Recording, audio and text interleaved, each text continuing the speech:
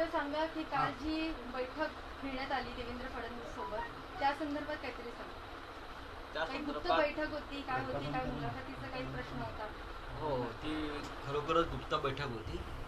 ते स्वतःच्या गाडीतून आले, ते स्वतःच्या गाडीतून उतरले, त्यांच्याबरोबर पोलीस व्यवस्था सुरक्षा सगळे असे गुप्तपणे आले. मीही बुरखा घालून बसलो होतो गुप्त असल्यामुळे. हे काय असतं गुप्त बैठक वगैरे? शिवसेनेमध्ये कधीही गुप्त बैठका व्हायची पद्धत नाही. ते महाराष्ट्राचे विरोधी पक्षनेते आहेत. मी कालही म्हणालो की ते राज्याचे माजी मुख्यमंत्री आहेत, भाजपचे ज्येष्ठ नेते आहेत आणि त्यांच्याशी त्यांना भेट नको मी त्यांना भेटलो, याच्यामध्ये गुप्त काय असू शकतं? ते का भूमिगत बैठक नव्हती ना बंकरमध्ये? बंकरमध्ये होती का बैठक? आम्ही बंकरमध्ये भेटलो किंवा तळघरामध्ये भेटलो. दोन नेते भेटतात, तर चर्चा होते. त्यांच्याकडे माझं बरेच दिवसापासून भेटण्याचं एक चालू होतं, वेळ जुळत नव्हती. एकतर सामनासाठी एक त्यांची प्रदीर्घ मुलाखत बरेच दिवसापासून मी घ्यायचं योजना करतो. याशिवाय महाराष्ट्रातल्या काही प्रमुख संस्था ज्या आहेत साहित्यविषयक, तर त्यांनी एक अशी योजना समोर आणली आहे माझ्या की एक जाहीर मुलाखत, आता करोना असल्यामुळे गर्दी जमवता येत नाही, पण एक जाहीर मुलाखत त्यांची मी घ्यावी देवेंद्र फडणवीस यांची, एक पत्रकार म्हणून, संपादक म्हणून. आणि ते महाराष्ट्रातल्या एक राजकीय घडामोडीतले गेल्या काही दिवसातले साक्षीदार म्हणून एक मुलाखत घ्यावी अशी इच्छा होती. त्याच्यात चर्चा केली मी त्यांच्याशी, गप्पा मारल्या आणि जेवलो सुद्धा एकत्र आम्ही, अगदी गोपनीय पद्धतीनं जेवलो.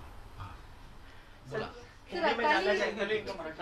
सर, काय सांगाल आता हे प्रारूप वगैरे फिक्स करायचं झालेलं, ते प्रारूप ठरलेलं आहे का तुमचं आता की पुढची मुलाखत कशा प्रकारे होणार आहे, कुठे होणार आहे? काल आम्ही साधारण चर्चा केली, बरं ठरवलं आम्ही. अनेकांना उत्सुकता आहे मुलाखती संदर्भात. मी घेतलेल्या त्यांच्या मध्यंतरी मी माननीय शरद पवार यांची मुलाखत घेतली सामनासाठी.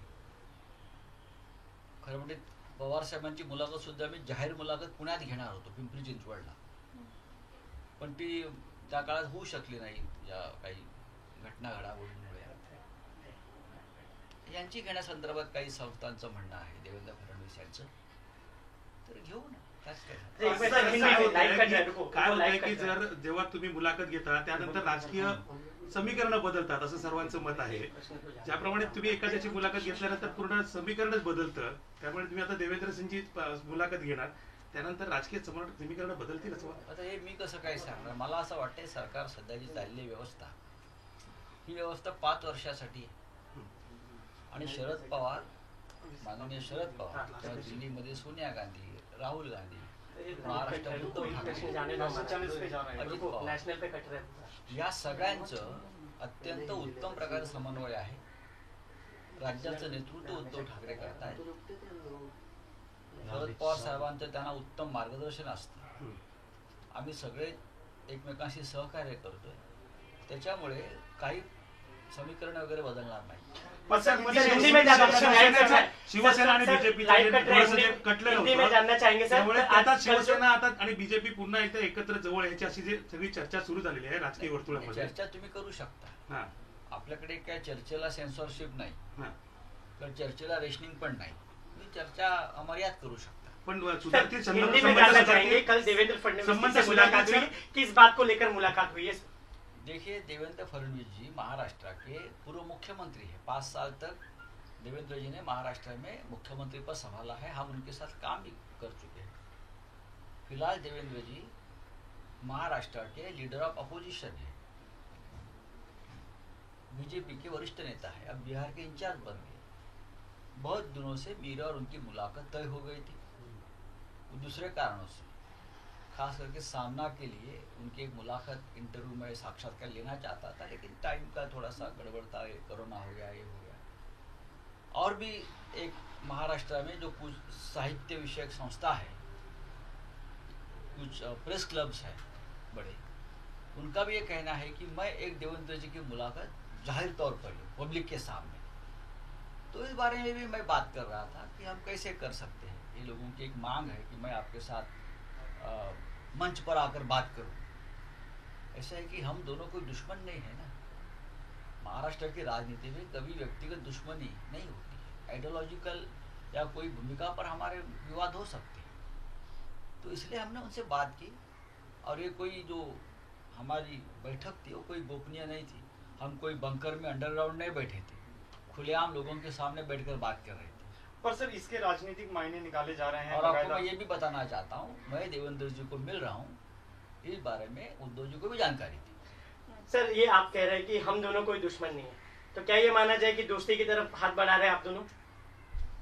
दोस्ती का हमने कहा कि मैंने कहा कि राजनीति में महाराष्ट्र में ये कोई नॉर्थ की राजनीति नहीं है कि जो हमारा विचार का नहीं वो हमारा दुश्मन बन गया। हम हमेशा एक दूसरे से मिलने की संस्कार और संस्कृति महाराष्ट्र के राजनीति में है। जब हम बीजेपी के साथ थे तब मैं खुद जाकर पवार साहब को मिलता था। आज भी बीजेपी के बहुत से नेता पवार साहब से कम्युनिकेट करते हैं। ये क्या है उसमें? आज भी मोदी जी हो, अमित शाह साहब हो, पवार साहब से बहुत से विषय पर सलाह मशवरा करते हैं। मुख्यमंत्री उद्धव ठाकरे भी आज भी प्रधानमंत्री मोदी जी को अपना नेता मानते हैं, मैं भी मानता हूँ, देश के प्रधानमंत्री है।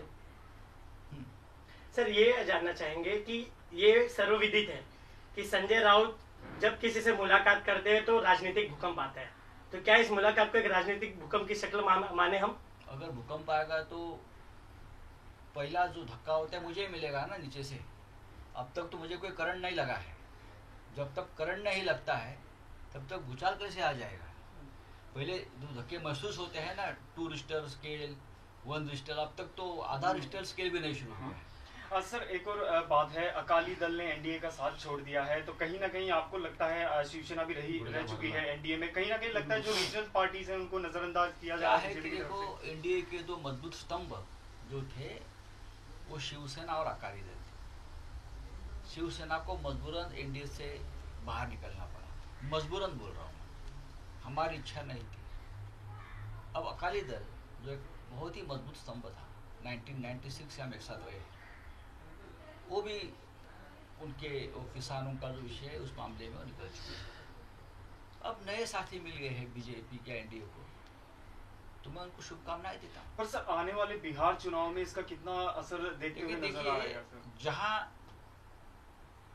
शिवसेना और अकाली दल नहीं है, जिस गठबंधन में, मैं उसको एनडीए नहीं मानता।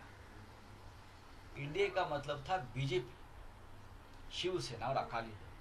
ये 3 दल हमेशा एक साथ रहे, संकट के घड़ी में रहे, चाहे सत्ता हो या ना हो, हम हमेशा बीजेपी के साथ रहे, एनडीए के साथ रहे। अब अगर हम दोनों नहीं है और कुछ नए लोग जुड़े हैं तो ये नया गठबंधन है। सारा अली खान, दीपिका पादुकोण और श्रद्धा कपूर से पूछताछ हुई है क्या? देखिए, ये जांच के बारे में मैं क्या सवाल, मैं भी आप जैसे अखबार में पढ़ता हूँ या टीव्ही पे देखता हूँ।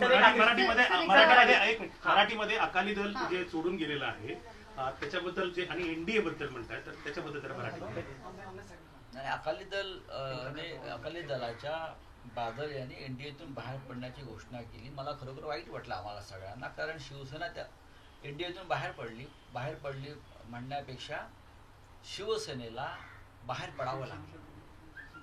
जी परिस्थिती आमच्यावर लागली, आम्ही सगळ्यात जुने साथी होतो यांचे, आम्ही आणि अकाली दल आणि शिवसेनेनं एनडीए मध्ये सातत्यानं एक बाजू लावून ठेवली होती. काही लोक जे आले आणि गेले ते सत्तेच्या झुळकीबरोबर आले आणि सत्ता जाताच निघून गेले, पण शिवसेना आणि एनडीए अकाली दल कधी या पद्धतीनं वागले नाही. पण शिवसेनेला बाहेर पडावं लागलं, आता अकाली दल बाहेर पडलं. अकाली दल आणि शिवसेना हे एनडीएचे 2 मजबूत स्तंभ होते, खांब होते. आज दोन्ही खांब एनडीए मध्ये नाहीये.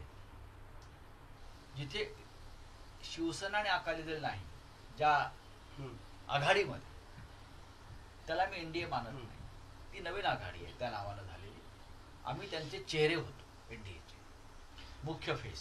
सर आणखीन एक आहे की आमदार प्रशांत बंब यांनी मुख्यमंत्र्यांना पत्र लिहिलेलं आहे. मराठवाड्यात ओला दुष्काळ जाहीर करण्याची त्यांनी मागणी केलेली आहे, कारण शेतकऱ्यांच्या पिकांचे 100% जे आहे ते नुकसान झालेलं आहे. या संदर्भात काय म्हणणं? ठीक आहे, नुकसान नक्कीच झालेलं आहे. त्या संदर्भात मुख्यमंत्री निर्णय घेतील. केंद्रीय पथक सुद्धा यावं लागतं काही बाबतीत.